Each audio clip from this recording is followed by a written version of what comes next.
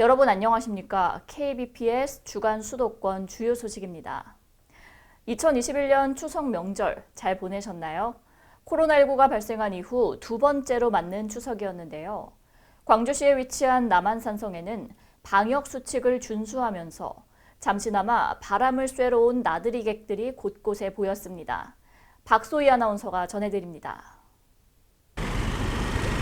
여러분 안녕하세요. 저는 지금 남한산성에 나와 있습니다. 추석 명절을 하루 앞둔 오늘, 저마다 명절을 즐기고 있는 시민들의 모습 함께 만나보시겠습니다.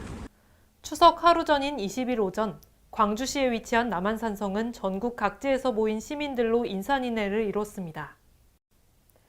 남한산성은 통인신라 문무왕 때 쌓은 주장성 예터를 활용해 조선인조 4년에 구축한 산성으로 세계문화유산에 등재돼 평소에도 많은 관람객이 다녀가는 관광지입니다.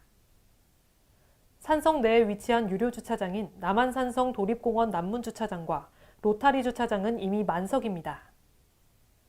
코로나19 장기화로 지친 시민들은 전국 각지에서 방역수칙을 준수하며 가족 및 친구들과 나들이를 나왔는데요. 모인 가족들을 함께 만나보겠습니다. 이곳에서 추석 명절 보내고 계신데 소감 한 말씀 부탁드려요. 보통은 이제 추석 연휴 때 집에 머물게 되는데요. 이렇게 연휴 때 야외에 나오니까 탁 트인 곳에서 가족들하고 좋은 시간을 보내니까 더 의미도 있고 좋은 것 같습니다. 코로나19 사태 이후 두 번째로 맞는 추석 명절 풍경은 예년보다 활기를 되찾은 모습입니다. 지금까지 남한산성 현장에서 KBPS 박소희였습니다. 추석 연휴 마지막 날에는 김포공항을 찾았습니다. 사회적 거리두기가 강화되면서 가족에 한해 8명까지 모임은 가능했지만 이 가족들을 만나고 오는 시민들의 얼굴엔 아쉬움이 많이 묻어나는데요. 정문필 아나운서가 김포공항 현장 취재했습니다. 안녕하세요. 한국언론포털통신사 아나운서 정문필입니다. 저는 지금 김포공항에 나와 있습니다. 현장은 추석 연휴 마지막 날을 맞아 귀경객들로 인해 인산인해를 이루고 있는데요. 자세한 현장 소식 함께 만나보시죠. 김포공항이 21일 추석 연휴 마지막 날을 맞아 몰린 귀경객들로 인해 인산인해를 이루고 있습니다. 김포공항 3층 국내선 탑승구에는 집으로 돌아가려는 탑승객들이 출국장에 모이면서 줄지어 있는 모습을 보였습니다. 공항 내 혼잡도는 추석 연휴 첫날에 비해서는 조금 나아진 듯 보이나 여전히 사회적 거리두기 2m 등의 방역 지침은 지켜지지 않고 있습니다.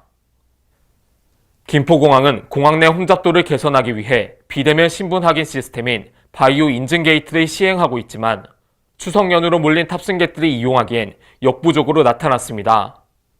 한편 한국공항공사에 따르면 이번 추석 연휴 기간 동안 114만 명의 여행객들이 국내선 항공편을 이용할 것으로 나타났습니다. 지금까지 김포공항에서 KBPS 정문필입니다. 파주시에 위치한 광탄시장이 이듬해부터 일명 밀리터리 테마 복합 휴게 공간으로 변신합니다. 군 접경 지역인 파주의 특성을 반영해 이 밀리터리를 소재로 시장 환경 디자인을 꾸민다고 하는데요. 여기에 다양한 체험 프로그램까지 도입해 지역 경제 활성화에 큰 영향을 끼칠 것으로 보입니다. 김정석 아나운서가 취재했습니다. 네, 저는 지금 파주 광탄시장에 나와 있습니다. 이곳 광탄시장이 2022년 전통시장 및 상점과 활성화 지원 사업 공모에 선정돼 내년부터 밀리터리 테마 복합 휴게 공간으로 탈바꿈한다고 합니다. 자세한 소식 들려드리겠습니다.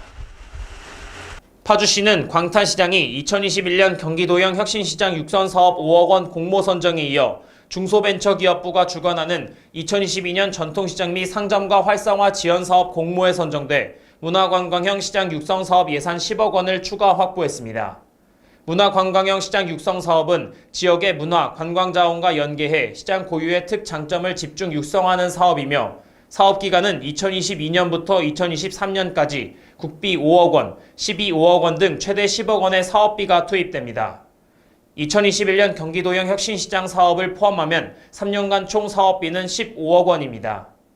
광탄시장은 군 접경 지역인 파주의 특성을 반영해 밀리터리를 소재로 한 특성화 사업을 진행하고 파주시와 광탄시장 상인회는 시장 환경 디자인을 밀리터리풍으로 변화시켜 거리를 특화하고 체험 프로그램 등을 도입, 시장을 하나의 관광자원으로 조성할 계획입니다. 광탄시장은 지난 2016년 중소벤처기업부의 골목형 시장 육성 사업 공모에 선정돼 국민 경매장터 사업 도입 후 현재까지 매주 토요일에 경매시장을 운영하고 있습니다. 최종환 파주시장은 현재 진행 중인 이등병 마을 조성 사업과 밀리터리를 주제로 한 광탄시장 특사화 사업의 연계 추진으로 도시 상권 재생에 큰 효과가 있을 것으로 기대한다고 말했습니다. 지금까지 파주 광탄시장에서 KBPS 김정석입니다. 고양시 관광특구에 한류거리가 조성될 예정입니다.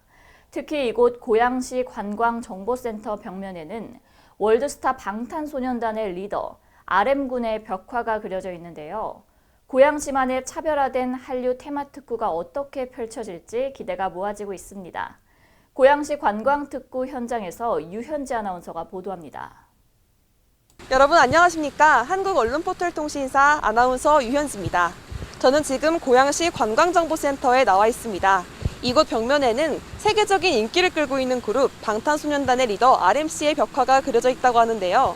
고양시는 이곳 일대를 한류거리로 조성할 계획이라고 합니다. 현장 소식 저와 함께 만나보시죠. 고양시가 고양시 관광정보센터 벽면에 조성된 월드스타 방탄소년단의 리더 RM 벽화에 이어 이곳 일대를 한류거리로 조성할 계획이라고 밝혔습니다. RM의 생일에 맞춰 지난 12일에 조성된 벽화는 벽화 전문 아티스트 오예슬 작가의 작품으로 완성되기 전부터 SNS를 통해 전 세계 방탄소년단 팬덤으로부터 주목을 받아왔습니다. 고양시는 이 벽화를 시작으로 고양시 관광특구에 고양시만의 차별화된 한류 테마 특구를 오는 2022년까지 조성할 계획입니다. 이재준 고양시장은 그림 한 점, 조각품 한 점이 관광객의 발길을 끄는 명소가 될 수 있다며 이 작품이 고양 아람놀이 예술축과 일산호수공원 녹지축을 연결해 시너지 효과를 낼 것이라고 전했습니다. 한편 방탄소년단은 지난 20일 문재인 대통령과 제76차 UN 총회 특별 행사인 지속가능 발전 목표 모먼트 개회 세션에 참석해 청년과 미래 세대를 대표해 연설자로 나서는 등 세계적인 영향을 펼치고 있습니다. 지금까지 고양시 관광정보센터에서 KBPS 유현지였습니다.